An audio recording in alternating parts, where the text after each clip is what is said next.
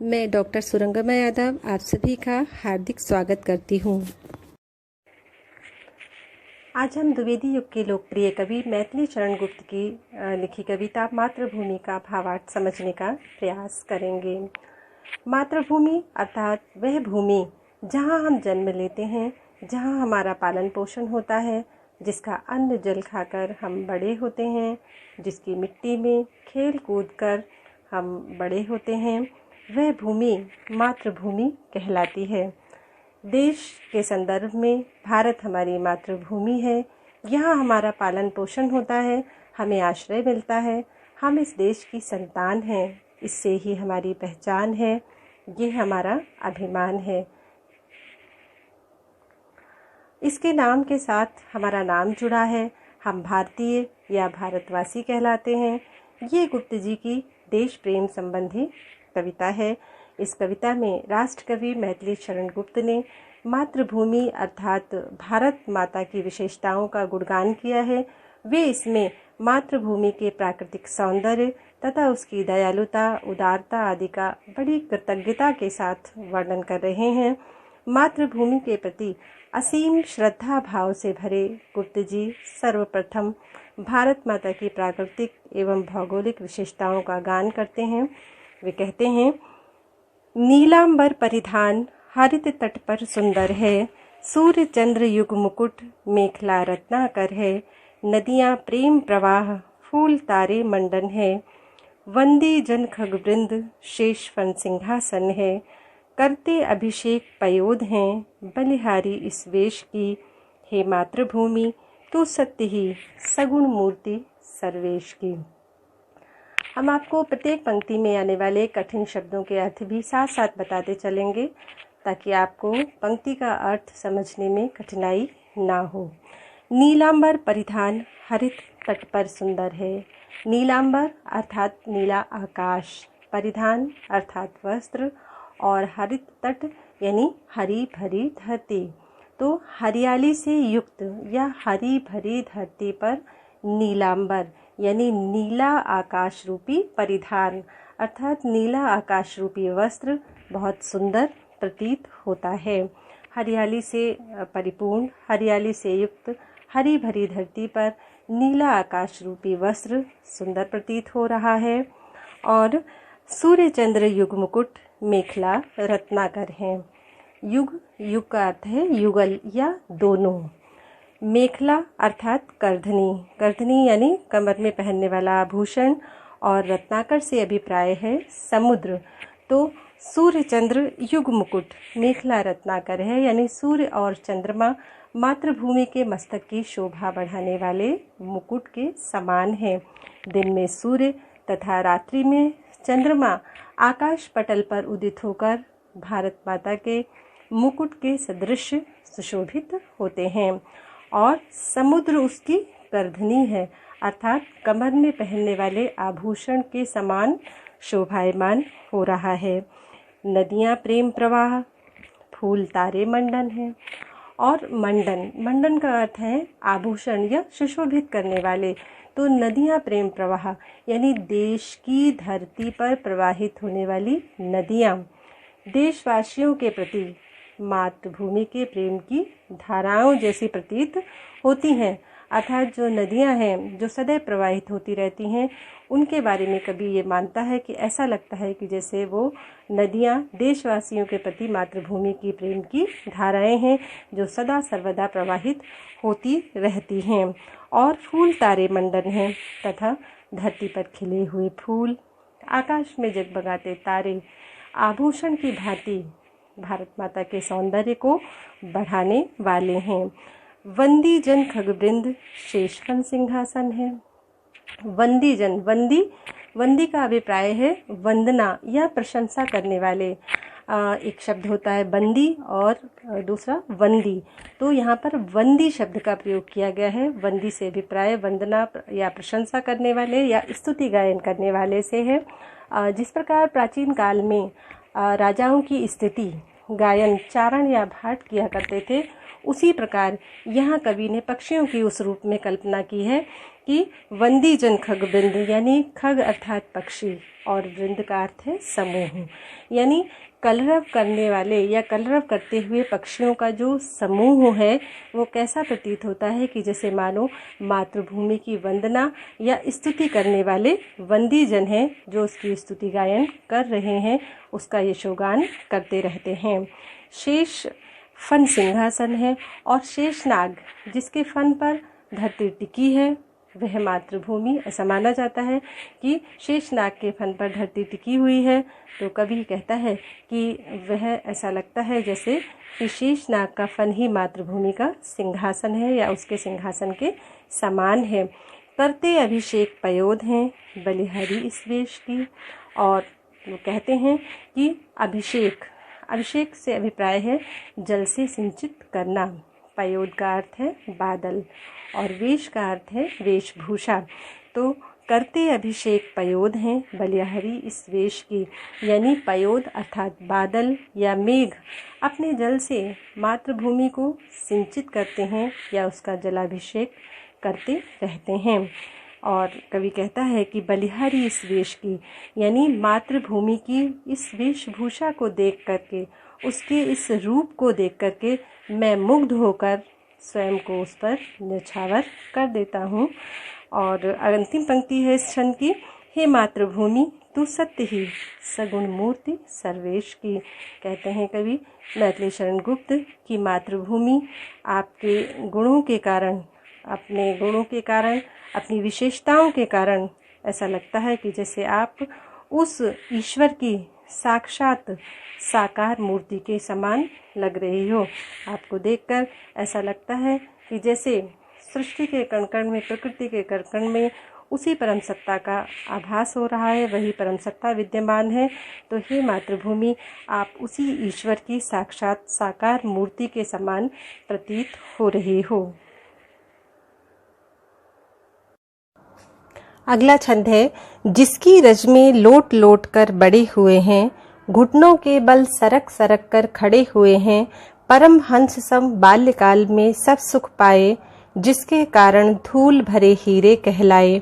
हम खेले कूदे हर्षयुत जिसकी प्यारी गोद में, हे मातृभूमि तुझको निरख मग्न क्यों ना हो मोद में। मैथिली शरण गुप्त भारत भूमि के प्रति, अपनी मातृभूमि के प्रति अपनी कृतज्ञता ज्ञापित करते हुए कह रहे हैं कि जिसकी रज में लोट लोट कर बड़े हुए हैं, कि हे मातृभूमि आपकी ही पावन रज में, रज का अर्थ होता है धूल, आपकी पावन धूल में हम लोट लोट कर बड़े हुए हैं। यानी इसी पावन धूल में हम लोट कर खेल कूद कर धीरे धीरे बड़े होते हैं। और घुटने के बल सरक सरक कर खड़े हुए हैं। घुटने के बल सरक सरक कर हमने इसी भूमि पर खड़े होना सीखा, चलना सीखा। इसी की पावन रज में हम घुटने के बल सरक सरक कर पहले चलना सीखा हमने और उसके बाद खड़े होना हमने सीखा है। परमहंस सम बाल्यकाल में सब सुख पाए। और परमहंस यानी परमानंद, इसी मातृभूमि पर रहकर हमने अपने बाल्यकाल में ही यानी अपने बचपन में ही सारे सुख अर्थात परमानंद को प्राप्त कर लिया है। यानी मातृभूमि की गोद में हमें बचपन में ही परम सुख प्राप्त हुआ है। भारत भूमि ने हमें बाल्यकाल में ही हमें अत्यंत सुख प्रदान किया है और हमारा बचपन बहुत सुखद व्यतीत हुआ है, जिसके कारण धूल भरे हीरे कहलाए। कहते हैं वो कि हे मातृभूमि तुम्हारी कृपा से ही हम धूल भरे हीरे कहलाए हैं। अर्थात मातृभूमि की पावन रज ने कितने ही महापुरुषों को जन्म दिया है, जिन्होंने अपने ज्ञान से संसार का मार्गदर्शन किया। इसकी रज में, इसकी धूल में कितनी ही गौरव गाथाएं छिपी हुई हैं। इसी भूमि पर रामकृष्ण ने जन्म लिया, इसी भूमि पर गांधी ने जन्म लिया और इसी भूमि पर सीता सावित्री जैसी सतियां उत्पन्न हुई हैं। हम खेले कूदे हर्षयुत जिसकी प्यारी गोद में। हर्ष अर्थात प्रसन्नता, युत का मतलब है युक्त। तो हम सदैव प्रसन्नता से युक्त होकर हम खेले कूदे हर्षयुत, हर्षयुत यानी प्रसन्नता से युक्त होकर तुम्हारी प्यारी गोद में खेले कूदे हैं। जैसे कोई छोटा बालक अपनी माता की गोद में खेलता है और प्रसन्नता में डूब जाता है, अत्यंत उसे प्रसन्नता होती है, उसी प्रकार हे मातृभूमि हम तुम्हारी प्यारी गोद में खेले कूदे हैं। हे मातृभूमि तुझको निरख मगन क्यों न हो मोद में। तो इस प्रकार मैथिली शरण गुप्त जी कहते हैं कि आपको निरख करके, हे मातृभूमि तुम्हें निरख कर, निरख का अर्थ है देख कर, और मोद, मोद अर्थात प्रसन्नता, हे मातृभूमि आपको देखकर तथा आपके उपकारों को स्मरण करके हमारा मन प्रसन्न चित्त हो जाता है या मोद से भर जाता है, अर्थात प्रसन्नता से भर जाता है।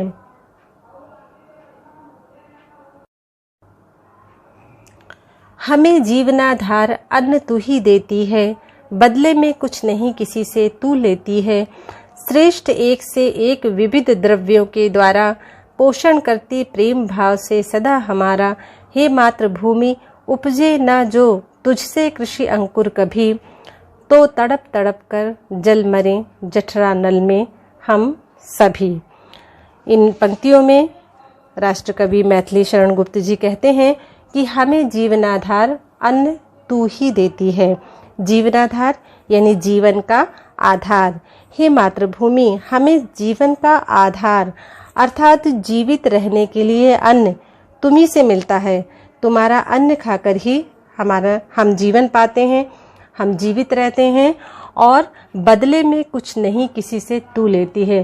तथा इस उपकार के बदले में यानी हमें जीवित रहने के लिए अन्न तुम्ही से मिलता है, और इस उपकार के बदले में आप हमसे कुछ लेती भी नहीं हो, कोई अपेक्षा भी नहीं रखती हो।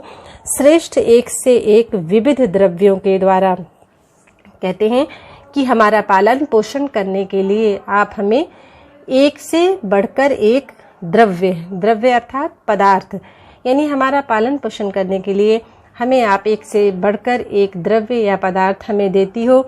जैसा कि हम जानते हैं कि प्रकृति से ही हमें अन्न जल के साथ साथ अनेक प्रकार की वनस्पतियाँ, औषधियाँ, बहुमूल्य पदार्थ प्राप्त होते हैं। इसीलिए गुप्त जी ने कहा है कि आप हमें अनेक बहुमूल्य पदार्थ प्रदान करती हो और उसके बदले में हमसे कुछ भी नहीं लेती हो। पोषण करती प्रेम भाव से सदा हमारा, और इतना ही नहीं, आप अनेकानेक पदार्थ प्रदान करके बड़े ही प्रेम भाव से हमारा पालन पोषण करती हो। ठीक उसी प्रकार से पालन पोषण करती हो जिस प्रकार से बहुत प्रेम से, स्नेह से, वात्सल्य से माँ अपने बच्चे का पालन पोषण करती है। हे मातृभूमि उपजे न जो तुझसे कृषि अंकुर कभी। कहते हैं कविवर मैथिली शरण गुप्त कि हे मातृभूमि यदि अन्न के रूप में एक अंकुर भी न फूटे, अगर इस धरती पर अन्न उत्पन्न ना हो, अनाज के रूप में एक दाना भी पैदा ना हो, तो क्या होगा? तो इस धरती के जो प्राणी हैं वो जीवित नहीं रह पाएंगे, उनका जीना असंभव हो जाएगा। और तड़प तड़प कर जल मरे जठरा नल में हम सभी। यदि ऐसा हो जाए कि धरती पे अन्न उत्पन्न ना हो तो क्या होगा? हम अपनी ही जठरानल में, जठरानल का अर्थ है पेट की आग, तो हम अपनी ही पेट की आग में तड़प तड़प कर जलकर मर जाएंगे। अर्थात पेट की अग्नि हमें जीवित नहीं रहने देगी और तड़प तड़प के हमारे जीवन का अंत हो जाएगा। इसलिए हे मातृभूमि आपका हमारे ऊपर बहुत उपकार है, क्योंकि आप हमें अन्न देती हो, अन्य बहुमूल्य पदार्थ देती हो, जिन्हें प्राप्त करके हम जीवित रहते हैं, हमारा जीवन सुचारू रूप से चलता है। तो आपके हमारे ऊपर अत्यंत उपकार हैं। मैं आपके प्रति अपनी कृतज्ञता ज्ञापित करता हूँ।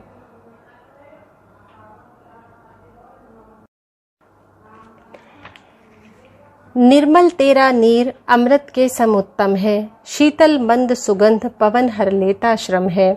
षट ऋतुओं का विविध दृश्ययुत अद्भुत क्रम है, हरियाली का फर्श नहीं मखमल से कम है। शुचि सुधा सींचता रात में तुझ पर चंद्र प्रकाश है, हे मातृभूमि दिन में तरणी करता तम का नाश है। इन पंक्तियों में कविवर मैथिली शरण गुप्त जी कहते हैं कि निर्मल तेरा नीर अमृत के सम उत्तम है। निर्मल अर्थात स्वच्छ और नीर अर्थात जल, सम का अर्थ है समान। तो इन पंक्तियों में कवि का भाव है कि हे मातृभूमि या भारत भूमि, आपका जो जल है वो कितना निर्मल है, कितना स्वच्छ है तथा अमृत के समान उत्तम है। शीतल मंद सुगंध पवन हर लेता श्रम है। वो कहते हैं कि यहाँ की वायु त्रिविध समीर है, अर्थात 3 गुणों से युक्त है। और वो गुण क्या हैं?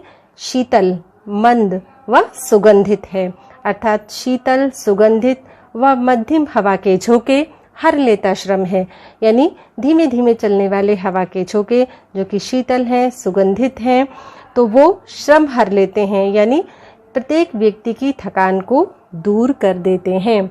षट ऋतुओं का विविध दृश्ययुक्त अद्भुत क्रम है और यहाँ पर ऋतु परिवर्तन होता रहता है। तो षट का मतलब है 6, तो 6 ऋतुएं, और उन 6 ऋतुओं में कौन कौन सी हैं?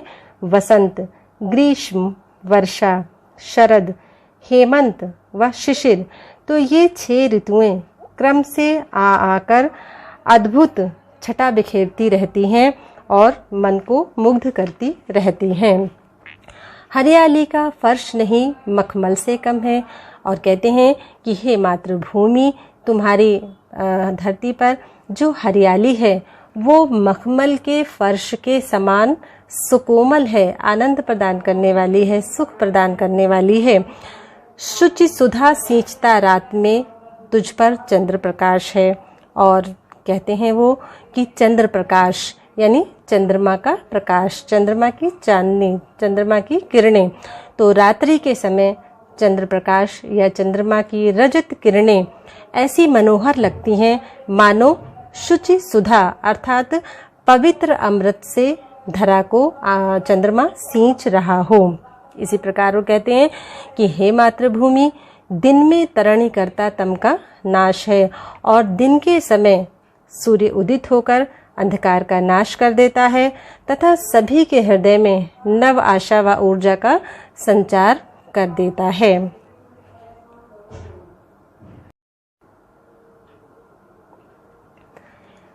और अंतिम छंद है क्षमामयी, तू दयामयी है, क्षेममयी है, सुधामयी, वात्सल्यमयी, तू प्रेममयी है, विभवशालिनी, विश्वपालिनी, दुख हर्त्री है, भय निवारिणी, शांतिकारिणी, सुखकर्त्री है। हे शरणदायिनी देवी, तू करती सबका त्राण है। हे मातृभूमि, संतान हम, तू जननी, तू प्राण है। इन पंक्तियों में गुप्त जी कहते हैं कि क्षमामयी, तू दयामयी है और क्षेममयी है। मातृभूमि के प्रति अपने उद्गार व्यक्त करते हुए वो कहते हैं कि तू क्षमामयी है, अर्थात क्षमाशील है। जिस प्रकार माँ अपनी संतान की गलतियों को क्षमा कर देती है, उसी प्रकार हे मातृभूमि, तुम हम सबकी गलतियों को क्षमा कर देती हो, माफ़ कर देती हो। और इसके साथ साथ तुम दयामयी हो, यानी दयालु हो, दया से पूर्ण हो। क्षेममयी हो, अर्थात सबका क्षेम करने वाली हो, यानी सबका कल्याण करने वाली हो, सबका मंगल करने वाली हो। और सुधामयी, वात्सल्यमयी, तू प्रेममयी है।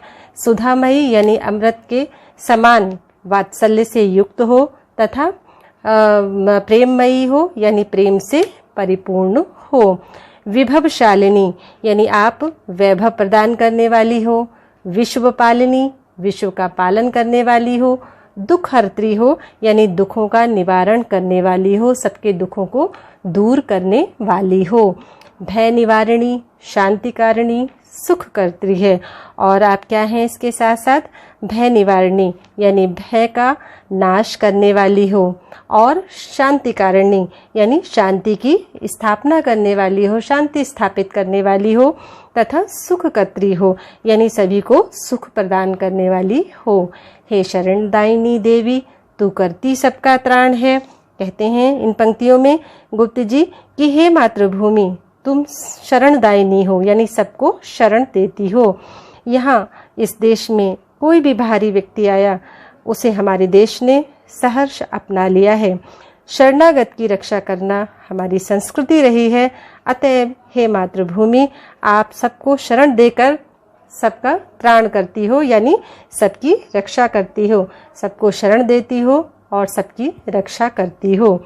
हे मातृभूमि संतान हम, तू जननी तू प्राण है। इस अंतिम पंक्ति में गुप्त जी कहते हैं कि हे मातृभूमि, हम सब आपकी संतान हैं। हे मातृभूमि संतान हम, यानी हम सब आपकी संतान हैं।